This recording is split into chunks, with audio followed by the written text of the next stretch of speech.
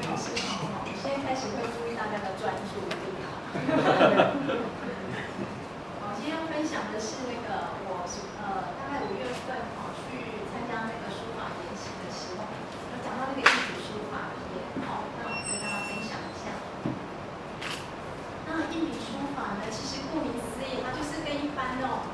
个软毛笔不一样，它用的那个就是它所使用的就是工具就是钢笔、铅笔跟圆珠笔，然后是笔头比较坚硬的所以我们叫它硬笔书法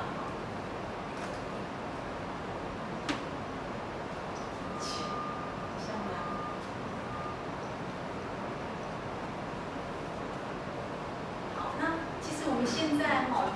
应该是说大家使用电脑的几率很高，所以其实写字的那种频率变低了。不过其实硬笔书法一直有在推，像台南市那个崇学国小就一直有在推。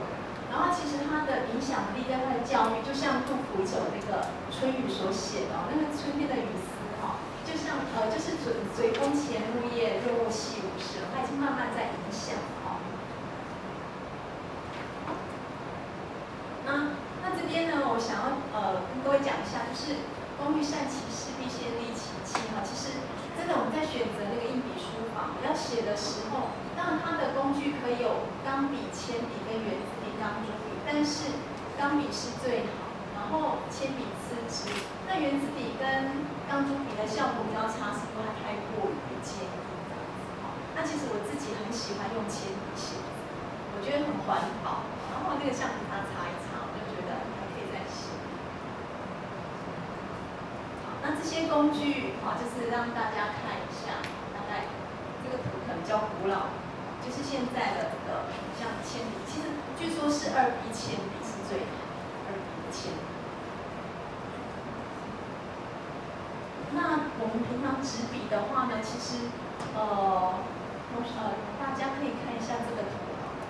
这个图就是我们纸笔的时候，最好是那个笔跟那个纸跟那个桌面大概呈50度，据说是最好。然后纸笔的那个方式请各位看一下，就食指、大拇指怎么样去怎么样去拿笔的那个姿势是最恰当的。那这边也让大家先看一下。那其实刚刚我有提到说，崇学国小他一直在推那个硬笔书法。那据说在台南市里面那个崇学国小他参加硬笔书法比赛其实都是包办前年级。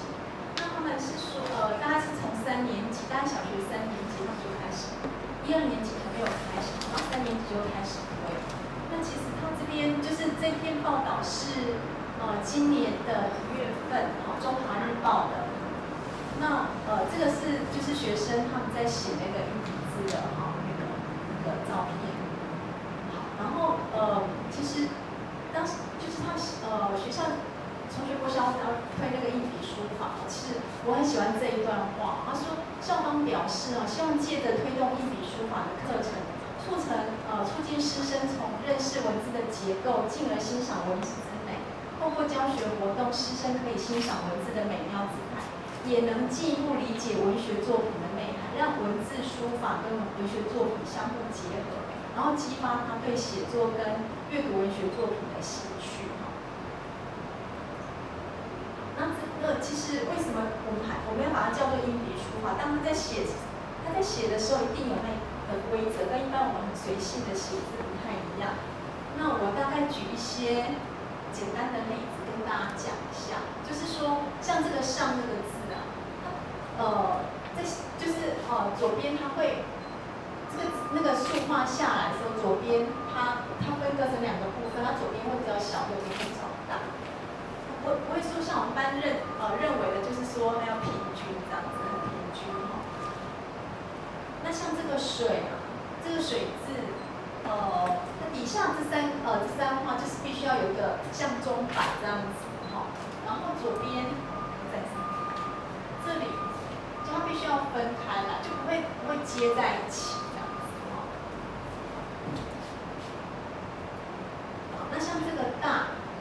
那底下如果没有字的话，那这个地方它会接在一起，因为我们会讲那个有字八法的那个，大家可能会比较陌生这个地方它会接在一起，它底下没有字的时候会接在一起。那如果它底下还有字的话，像这种状况，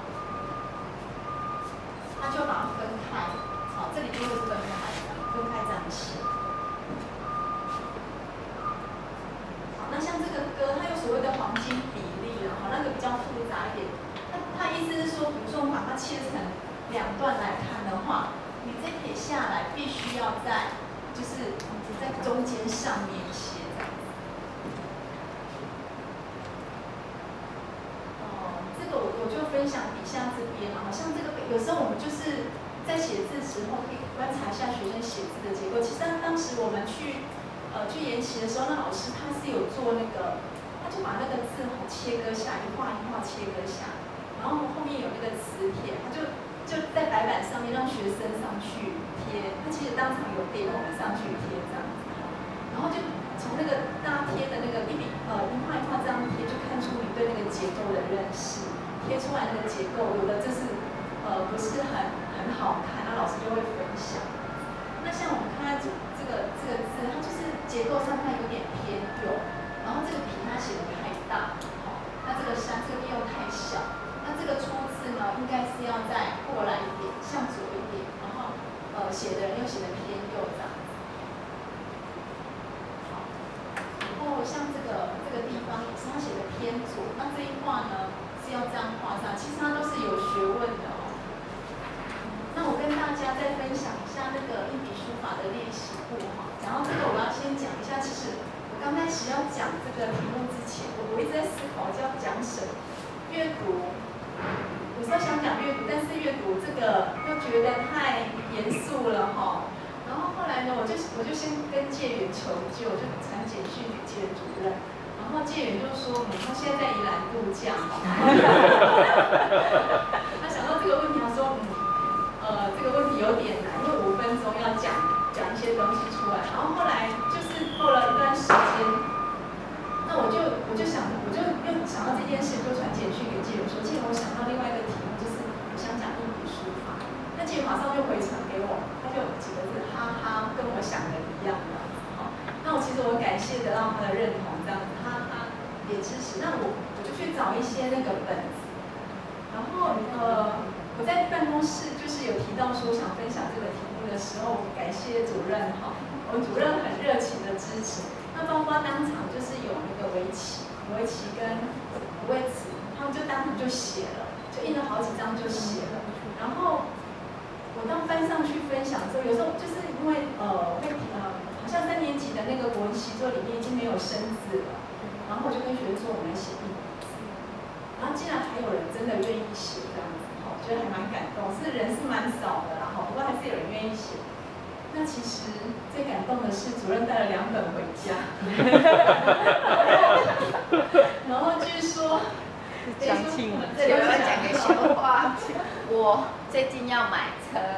我就跟张顺志，我跟我先生2个就去看车，我就把小孩3个丢在家里。当我看完车回来，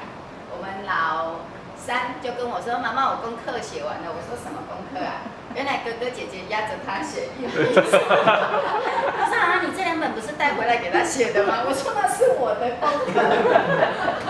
就把它写完了。他在小学1年级，刚才学波波摸摸。那我跟大家分享一下，如果大家有兴趣的话，其实这个跟一般就是我毛笔，我觉得要准备那些东西，因为我很怕自己写不好。可是这个它就是很方便。它大概市面上有2种版本，一种是那个李连斋出的，那这个版本的字它上面都会让你描，它一定会有几行可以让你描的，然后最后才是空白，大概只空2行让你写。这个就比较初级，它有分基础，那基础跟进阶，基础又有好几本那这是其中一本。那我在这是因为刚才那个有点模糊所以就把它就这样一行一行这样写。然后我比较偏好汇丰堂，我觉得汇丰堂因为它有9宫格，9宫格来练那个结构，其实应该是最适合的啦然后它上面就9宫格，然后下面就是比较都是空格，就像这样子，那各位可以看一下，如果有兴趣的话。那因为我觉得汇丰堂的它的字比较美，比较有美感，就像在写书法一样。那这里其实它还有一些，刚才是初阶哈，然后还有一些比较进阶一点的，就像这样子，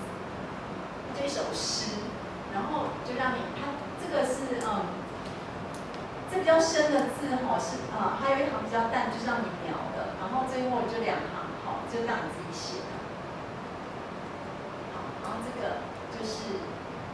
好，这个就是一首诗，好，2首诗这样子。好，那甚至写到最后可能就是整篇了，好，就是这样子。好，那这是作品欣赏哦，我当时在研习的时候，老师有分享一些作品，就可以，这就是一笔字写出来。真的就像我们班写的书法一样哈，然后还有左边还有落款，这也是哈。那甚至就是也有一些行书，这都是一笔字哈，都是用那个就是可能就是钢笔写出来，好写那个亲笔时节雨纷纷这一首哈，杜牧的那个亲笔哈。那这最后呢，其实这应该是一位书法家他的期望，就是。希望硬笔这几个字，硬笔书法美如花，飞入亿万百姓家。它是或还有一首那个就是诗词哈，那应该是他的期望。那我也希望说大家有兴趣的话哈，大家一起来写这样子。好，那我这边有一些就是有一些本子，那大家有兴趣的话，其实可以来，就大家我都有设在那里面啊。好，那有兴趣的话，我也可以提供给大家，带回家写的。待会要礼拜1交作业。可以笔回馈单吗？真的，我觉得就是练耐心啊。然后这个你会觉得写到最后，你就知道说，这笔要怎么写比较有美感，然后它结构上面它怎么去分配的平均这样子。对，其实对小孩应该也还蛮有帮助。好，分享就到这边，谢谢。